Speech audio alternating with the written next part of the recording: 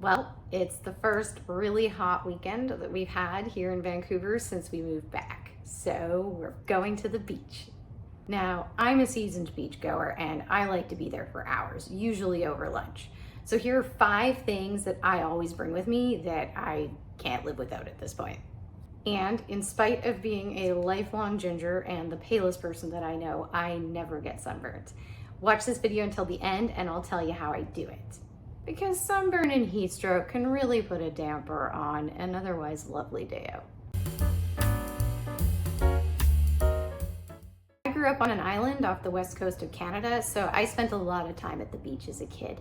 And I think that's why I like to go so much. I think I just have a lot of nostalgia for those like carefree childhood summer days. We've also spent some time living in Honolulu over the winter months. We've done that for 2 years now.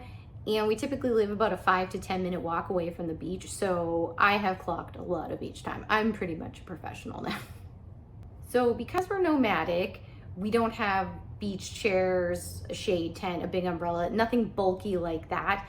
Everything that we own, we need to be able to fit into 2 suitcases, so all the things I'm going to show you today are compact and lightweight and do pack up pretty easily. So first up is my pareo to increase our sitting area. A towel is just not enough space for me, but my pareo plus our towels, now we're talking. I like the pareo over something like a beach blanket because it's really lightweight, it's super soft, and it folds up really small. This isn't even as compact as it can go. It can go much smaller than this. Also, it has a print of sea turtles on it, and I love sea turtles.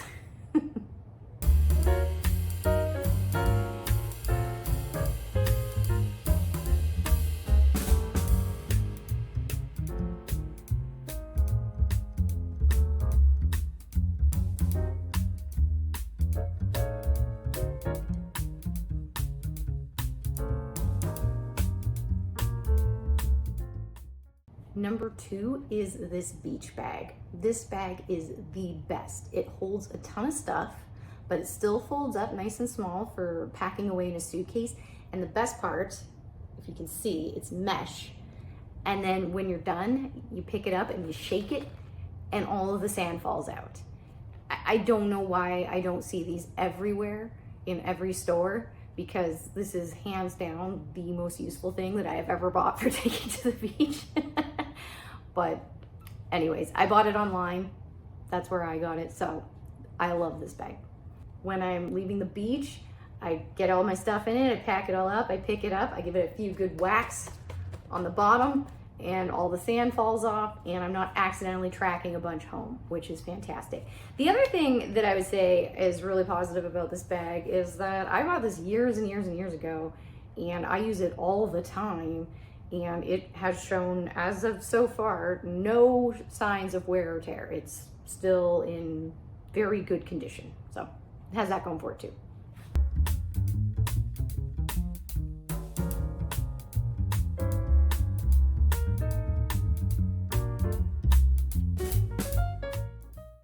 Number 3 is hand sanitizer. Depending on the beach, your washroom facilities might be on the more minimal side. Sometimes they don't have hand soap available. So I just bring some hand sanitizer with me and then I'm good to go. The other thing too is that sometimes, you get out of the water and you want to have a snack, but you don't really want to make the 8-minute round trip hike to the washroom and back, depending on how far away you're sitting from it. So you can just use your hand sanitizer and then you're good.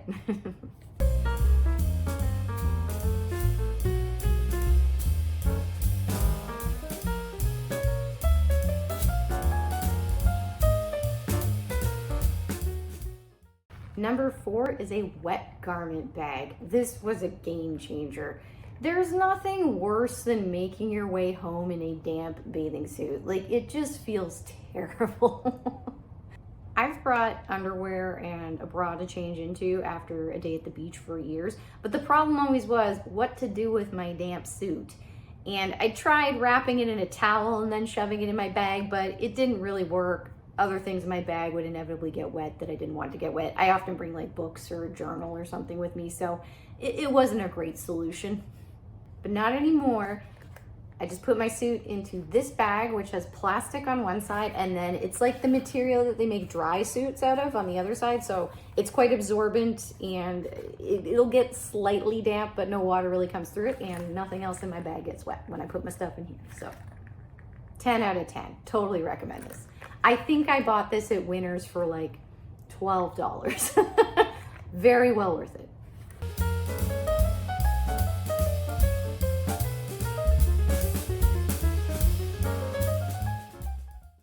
And then number 5 is a good cooler bag, because drinks are very important when you're at the beach. You can also use it to keep some food chilled too. I don't recommend bringing food that can spoil easily. Like today is not a day to bring the deviled eggs with you, but you know, stuff like fruit that is better if it's kept on the cooler side, that can go in here.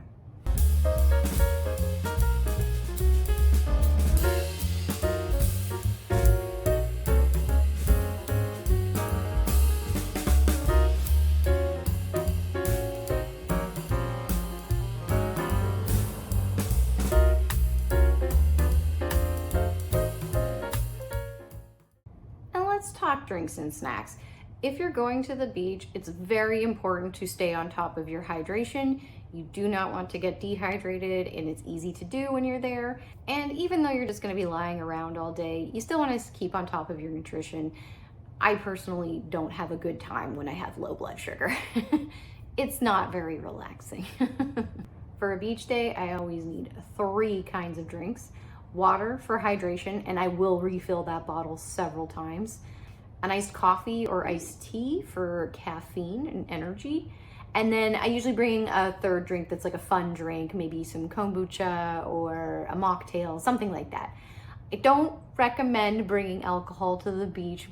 I know, boo, because quite often it's not allowed. In Vancouver, you're not allowed to have alcohol open at most beaches, and it's also dehydrating, so best not to. Several people probably just stopped watching this video.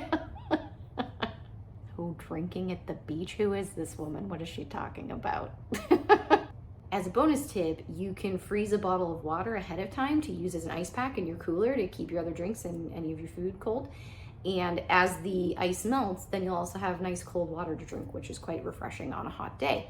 So I like to do that. I do use a plastic bottle for this. However, I do reuse that bottle several times, and then I recycle it when I'm done. So plastic bottle is not the best, but I have never tried freezing one of the more solid, like reusable many times plastic bottles, like a Yeti or something, and I don't know if that will work. But if you have done it and it does work and the bottle doesn't explode in your freezer, let me know, because I'd love to know that. I have looked into this 0%. Honestly, probably a quick Google search could answer my question here. But if any of you guys have tried it and it worked out for you or didn't, let me know. I don't always trust Google.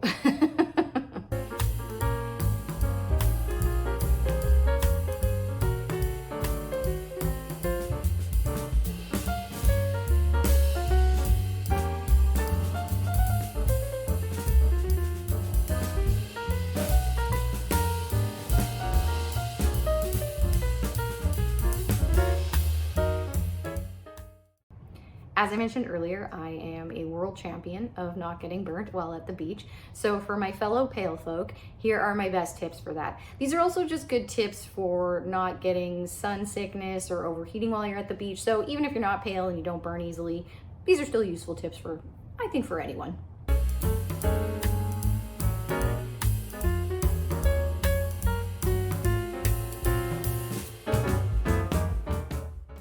My first tip is to just find a shady spot to sit if you can. It's not always available at every beach, but if there's a shady spot available, I will take it.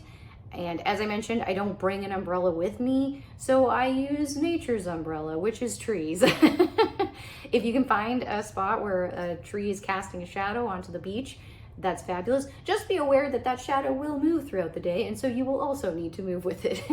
However, that's not always possible, so that's why we have the other tips.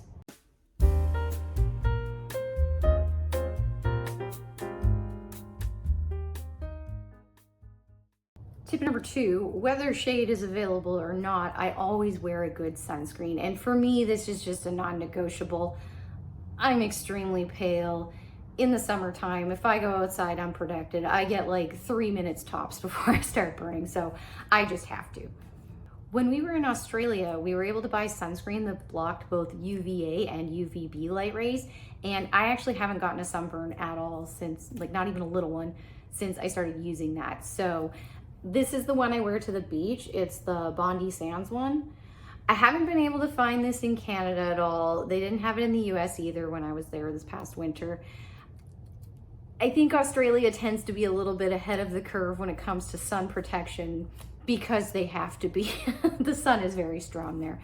So maybe this will come to Canada. I don't know, Health Canada tends to be pretty slow to approve new products, but you know, if not, I must have to go back to Australia and stock up because this stuff is fantastic.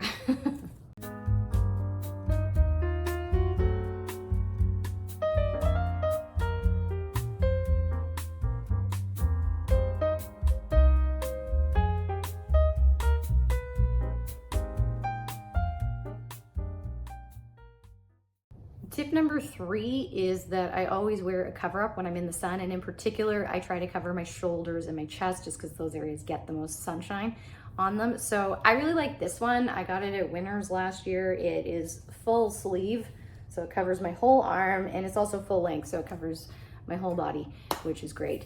And it's mesh, so it protects me from the sun, but it's still nice and breathable. I don't get too hot in it, so I really like this one, but as long as my shoulders and my chest are covered, I'm happy.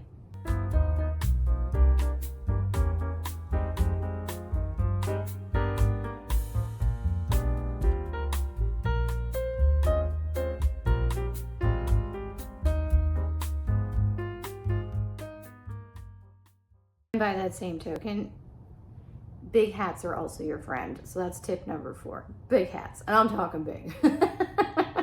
I got this one in Australia last year and it's great.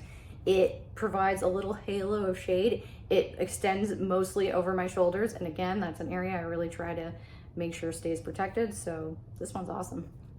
And keeping the sun off of your head, like off of the top of your head, is a big part of avoiding sunstroke or overheating. So even if you're not someone who burns, it's just a good idea to wear a hat when you're at the beach so that you don't get too hot and then start to feel sick, because that's no fun. Nobody likes that. That's a terrible beach day.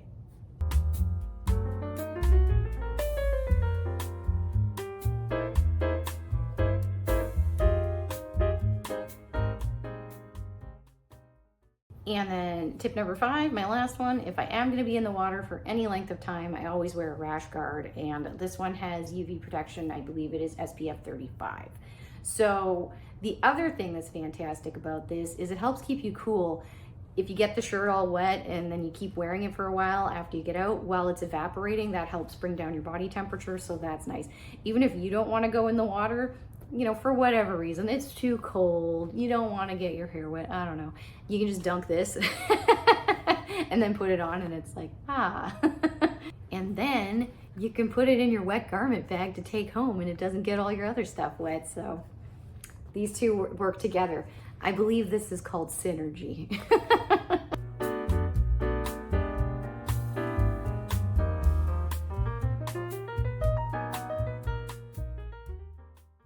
So those are my best tips for not getting sunburned. And just to avoid, you know, heat stroke or overheating, if you start to feel too hot, the best way to cool down is to get your head wet. So you can either go in the water, or if you don't want to go in the ocean, usually there's like a spray off or shower type facility at the beach, you know, so you can rinse the sand and the salt off yourself. You can just use that and spray your head. You'll be able to find it because there's always a screaming toddler being hosed down against their will by their parents at one. And the best thing to do to avoid overheating or getting heat stroke is to just make sure you're hydrating really well. Hydrate, hydrate, hydrate. I really can't stress enough how much more water you need to drink than you think you do while you're at the beach. Even if you don't feel that hot, you know, sometimes there's like a good breeze, there's a good wind, or you're in the water quite a bit, you're still getting dehydrated. So just keep chugging that water. Yes, you're gonna have to go to the bathroom a bunch of times, but the trade-off is you're not gonna get a headache and feel like garbage at the end of the day. So I think it's worth it. So those are my beach essentials, as well as my top tips for avoiding a sunburn or heat stroke while you're at the beach. Take it from someone who once had to take a 6.5 hour flight with a very bad sunburn all up the back of their body. It's much better to just take a few preventative measures and not have that be your life. Anyways, I hope you found that helpful and you're excited to spend some time at the beach this summer. Let me know what your favorite beach is in the comments. Maybe I will check it out someday. But for now, I'm gonna head out and we're gonna enjoy our day at the beach. So I will see y'all later. Bye.